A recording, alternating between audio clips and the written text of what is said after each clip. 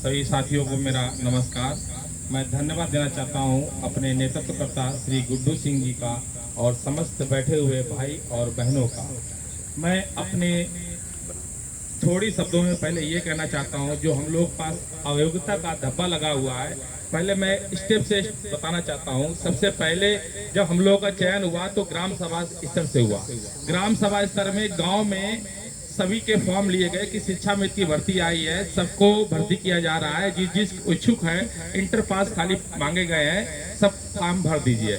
हम लोगों ने फॉर्म भरे, कम से कम कुछ नहीं, एक गांव से ना 30-40 फॉर्म, ऐसे ग्राम सभा में 7-8 गांव होते हैं, 100-150 फॉर्म भरे गए, जिसमें से चयन हुआ मात्र एक स्कूल में 2 का चयन होना था। जो सबसे टॉप थे गांव में, प्रथम क्लास थे, 70-80% से ऊपर गए थे, वो सबसे टॉप व्यक्तियों को रखा गया था, सबसे टॉप को रखा गया था। और उसमें सबसे टॉप में से ना फिर ग्राम सभा स्तर से मेरिट बनी थी, ग्राम सभा स्तर से जो मेरिट में टॉप आए उनको रखा गया। फिर ब्लॉक स्तर से बनी, नया पंचायत स्तर से बनी, ब्लॉक स्तर से बनी, फिर वो मेरिट गई नगर स्तर से ना, उसमें से जो सबसे टॉप पर गया उसका चयन हुआ। हम लोगों को चयन इंटर में जब हमारी हाई स्कूल की और इंटर की मार्कशीट फर्स्ट क्लास से गिनी गई, उसमें जब टॉप क्लास का जो व्यक्ति था वो शिक्षा मित्र बना। वो शिक्षा मित्र बना, पहले इंटर पास था तो शिक्षा मित्र ने आंदोलन नहीं किया, किसी से इंटर पास शिक्षा मित्र ने आंदोलन नहीं किया, क्योंकि वो जानता था कि वो इंटर पास है। हमारी सरकार जो वर्तमान में थी वो भी जानती थी ये इंटर पास है, इनको अगर शिक्षा के काम में रखा गया है तो सबसे पहले इन्हें स्नातक कराया जाए। स्नातक कराया गया, हम लोग पत्राचार के माध्यम से स्नातक हुआ, कोई रेगुलर स्नातक नहीं किया, सब लोगों ने पत्राचार के माध्यम से स्नातक किया। जो स्नातक कर सकता है स्नातक करा, जिसने परास्नातक कर सकता है वो परास्नातक किया। इसके बाद सबने बीटीसी कराई गई, बीटीसी डिग्री कराई गई। बीटीसी डिग्री कराने के बाद हम लोग का समायोजन हो गया।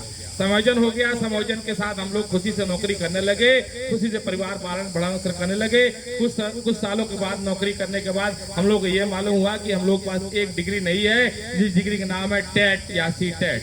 तो समायोजन हम लोगों का इसी बेस पर निरस्त हो गया।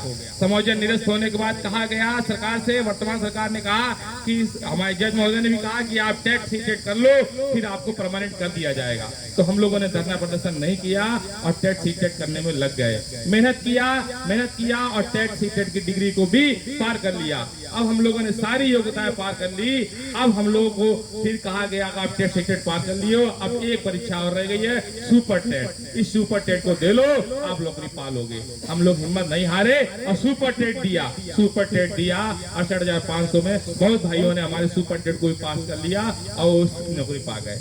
आई 69,000 भर्ती, 69,000 भर्ती ने 60 से 70,000 लोगों ने 69,000 भर्ती में पास हुए। हमारा एक भाई, हमारे गांव के 2-3 भाई 60 नंबर लाके 68,500 सिलेक्ट हो गए और मैं 70 नंबर लाके ना अभी बैठा हुआ हूँ, सिलेक्शन नहीं ले पाया। 70 नंबर, उससे 17 नंबर ज्यादा लाया, 17 नंबर ज्यादा लाया, फिर भी मैं सिलेक्शन नहीं ला पाया। आज वो घर से निकलते हैं ठाट बाट बांध के ना 70-80 हजार रुपए सैलरी पाते हैं। तुम शिक्षा मित्र हो अभी तक और हम सहायक अध्यापक बन गए हैं, और मैं कहता हूँ मैं तुमसे 17 नंबर ज्यादा लाया, फिर भी मैं शिक्षक नहीं बन पाया। ये दोहरी राजनीति के कारण मैं अभी भी एक दिव्यांग हूँ और अभी भी मैं शिक्षक नहीं बन पाया। मेरे पास ऐसी कौन सी योग्यता है? मेरे बच्चे पूछते पापा तुम्हें तो टेट पास कर लिया, टेट पास कर लिया, फिर क्यों नहीं सरकार तुमको रख रही? बीवी मेरी पूछती है, मेरे परिवार वाले पूछते हैं, मेरे आसपास के सभी लोग पूछते हैं, सारी योग्यता तो कर ली, फिर सरकार तुमको टीचर क्यों नहीं बना रही है? क्या कमी रह गई?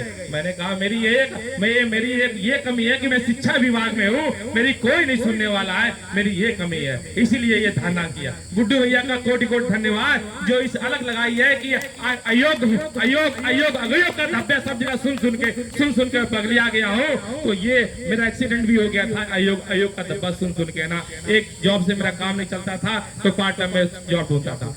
6 घंटे की जॉब से भला नहीं होता था तो मैं सोचता था कुछ काम कर लूं, तो 12-13 घंटा काम करने के बावजूद परिवार का भरण पोषण करता हूं। उस भरण पोषण के चक्कर में माइंड डिस्टर्ब हो गया, एक एक्सीडेंट हो गया, मेरा पैर टूट गया। मैंने किसी से कोई वेदना नहीं जस्ती की, मैंने किसी से कोई कर्ज नहीं लिया और मैंने जो कष्ट था मतलब मेरे पूर्व कर्म के पाप कर्म होंगे, जो मुझे कष्ट मिला मैं उससे भुगता था। लेकिन आज जो गुड्डू भैया ने अलग जगाई है, ये चिंगारी 16 बन गई होगी बाबा के कान में जानी चाहिए।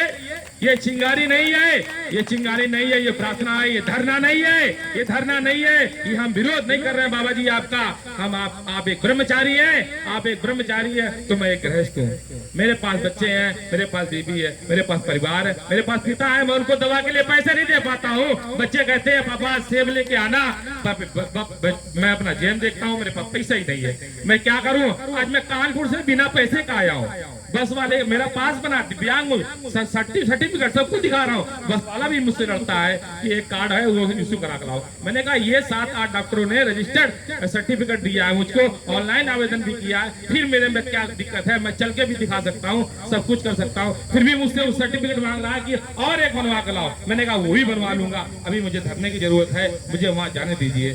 फिर भी मैं निवेदन करके आ गया यहाँ तक है। मैं सभी को धन्यवाद देना चाहता हूँ कि सभी लोग किसी न किसी कष्ट से यहाँ पर आए हैं, कोई सुखी नहीं है। इस शिक्षा मित्री की नौकरी को पाके 10,000 रुपया पाकर किसी के मुंह से अगर कुछ खुशी के 2 शब्द सुने जाए तो कोई खुशी से 2 शब्द नहीं सुना पाएगा, क्योंकि 10,000 में होता क्या है। 10 दिन खाना चला लो वो बहुत बड़ी बात है, 10 दिन खाना चला लो वही बहुत बड़ी बात है। 20 दिन कैसे कटेंगे, लोग आगे कैसे कटेंगे। एक सरकारी नौकरी करने के बावजूद भी, एक सरकारी नौकरी करने के बावजूद भी दूसरों की गुलामी करनी पड़ती है, दूसरों की नौकरी करनी पड़ती है, दूसरों से पैसे मांगने पड़ते हैं। भैया घर में नहीं कुछ दे दो खाने के लिए, ये क्या है। ये नौकरी करने से बढ़िया है कि भैया या तो नौकरी से बिल्कुल बर्खास्त कर दो या फिर सम्मानजनक मान दे दो, सम्मानजनक नौकरी दो।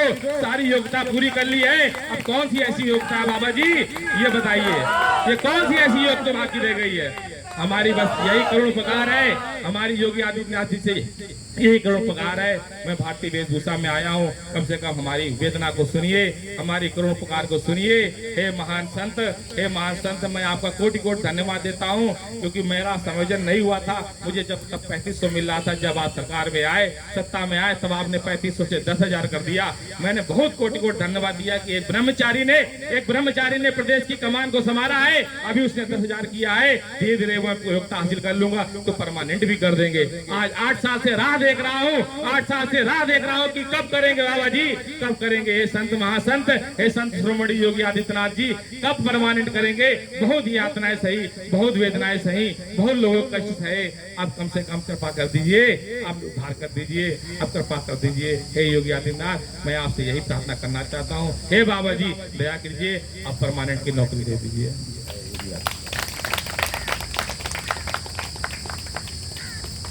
बहुत बहुत धन्यवाद हमारे साथी ने।